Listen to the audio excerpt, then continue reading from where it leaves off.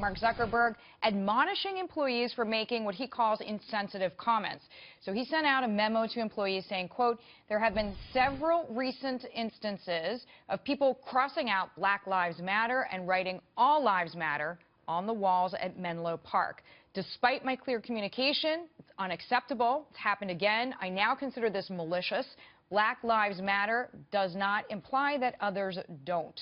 With me now, Blacksphere executive editor, author of Race Pimping, Kevin Jackson. Kevin, glad to have you here.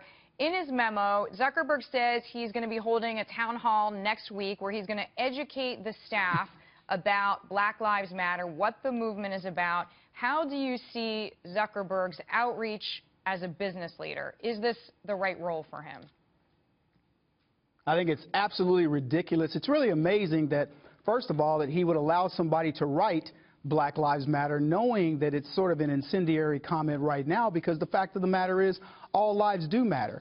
And the fact that somebody would write All Lives Matter and that bothers him should be disturbing to all Americans. What we have here is political correctness at the corporate level run amok.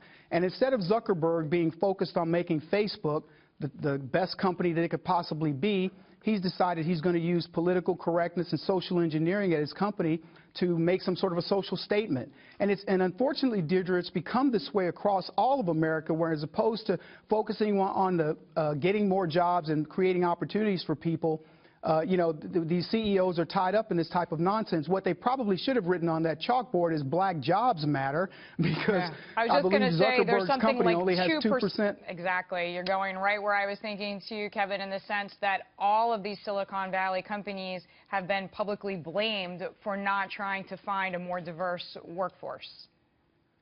Well, they shouldn't be blamed for that. The fact of the matter is that Google and Apple and some of these other companies, they are not discriminatory.